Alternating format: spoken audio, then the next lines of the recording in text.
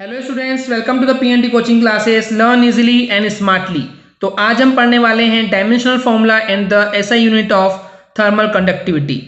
Okay, तो चलिए start करते हैं वन बाय वन एंड सबसे पहले देखते हैं कि थर्मल कंडक्टिविटी का जो dimensional formula and SI unit है कैसे निकाल सकते हैं। तो जैसे कि स्टूडेंट्स पिछली वीडियो में मैंने आपको बताया हुआ था कि जब कभी अगर हमको किसी भी फिजिकल क्वांटिटी की अगर हमको डायमेंशनल फॉर्मूला निकालना है तो उसके लिए हमको उस फिजिकल क्वांटिटी का फॉर्मूला पता होना चाहिए। तो चलिए देखते हैं थर्मल कंडक्टिविटी जो है इसको रिप्रेजेंट किया जाता है by the letter K and इसका फॉर्मूला होता है thermal conductivity K is equal to heat into thickness.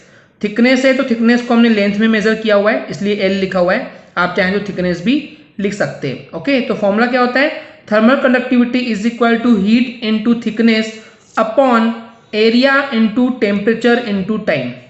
Okay, तो चलिए इस फॉर्मूले के बेस पे हम निकालते हैं इसका डायमेंशनल फॉर्मूला। तो बेसिकली स्टूडेंट्स जो ये हीट है वो एनर्जी के फॉर्म में है एंड एनर्जी जो होती है उसका डायमेंशनल फॉर्मूला होता है mL2T-2 एंड ये जो थिकनेस है वो लेंथ में तो L रहेगा अपॉन एंड एरिया का जो डायमेंशनल फॉर्मूला होता है वो होता है लेंथ का स्क्वायर यानी कि L2 इनटू टेम्परेचर का होता है dimensional formula kelvin and time का होता है कैपिटल T।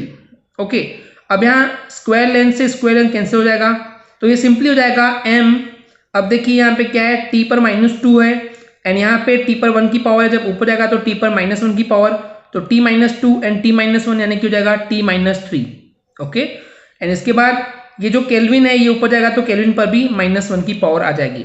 तो इस तरीके से इस थर्मल कंडक्टिविटी का जो डायमेंशनल फॉर्मूला होगा वो होगा mL-T-3K-1। ओके स्टूडेंट्स, चलिए बात करते हैं इस थर्मल कनेक्टिविटी की एसआई यूनिट को लेकर। तो इस थर्मल कनेक्टिविटी की जो एसआई यूनिट होती है अगेन वो डिपेंड करती है उसके फॉर्मूले पे। ओके, एंड अभी हमने फॉर्मूला देखे थे कि थर्मल कंडक्टिविटी इक्वल होती है हीट इनटू लेंथ के, राइट। तो हीट को हम लिख सकते हैं, हीट जो है यहाँ पे एनर्जी की फॉर्म में एंड जो एनर्जी होती है वो रिप्रेजेंट करती है वर्क कैपेसिटी की कि वो बॉडी कितनी वर्क कर सकता है जितनी उसके पास एनर्जी होगी। तो वर्क है तो बेसिकली वर्क का फॉर्मूला होता है फोर्स इनटू डिस्प्लेसमेंट। इसका मतलब ये स्टूडेंट्स की जो हीट है Q है, Q इज हीट, हीट को रिप्रेजेंट करते हैं एनर्जी एंड एनर्जी जो है वो रिप्रेजेंट करता है एबिलिटी और कैपेसिटी ऑफ वर्क। ओके, तो वर्क का फॉर्मूला होता है force into displacement into length, तो एज इट इज है फॉर्मूले से area into temperature into time भी एज इट इज है। ओके, एक और चेंज है यहाँ पे जो फोर्स है उस फोर्स को हम मास इनटू एक्सेलरेशन लिख सकते हैं because force equal to mass into acceleration होता है। तो mass into acceleration and displacement into length upon area into temperature into time as it is रहेगा। अब देखिए मास की एसआई यूनिट होती है किलोग्राम एंड हमारे पास जो एक्सेलरेशन है एक्सेलरेशन की एसआई यूनिट होती है मीटर पर स्क्वायर सेकेंड। डिस्प्लेसमेंट है यानी कि मीटर हो जाएगा, लेंथ भी होगा मीटर में अपॉन एरिया का जो एसआई यूनिट होती है वो होती है स्क्वायर मीटर, टेम्परेचर की एसआई यूनिट होती है केल्विन एंड टाइम की एसआई यूनिट होती है सेकेंड।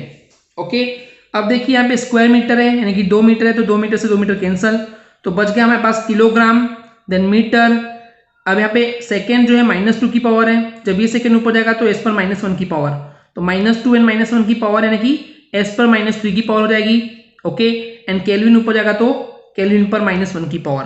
तो इस तरीके से थर्मल कंडक्टिविटी की जो एसआई यूनिट होगी वो होगी किलोग्राम मीटर पर क्यूबिक सेकेंड पर केल्विन। ओके स्टूडेंट्स, तो ये एक एसआई यूनिट है थर्मल कंडक्टिविटी की, लेकिन ये जो एसआई यूनिट है ये उतनी पॉपुलर नहीं है थर्मल कंडक्टिविटी की यूनिट, क्योंकि इससे भी और ज़्यादा पॉपुलर एक दूसरी यूनिट है। चलिए उसको भी देखते हैं। तो अगर हमको बात करना है SI unit of the thermal conductivity तो उसके लिए फॉर्मूले पे चलते हैं वापस से, that is Q into L upon A into temperature into time, यही देखे थे।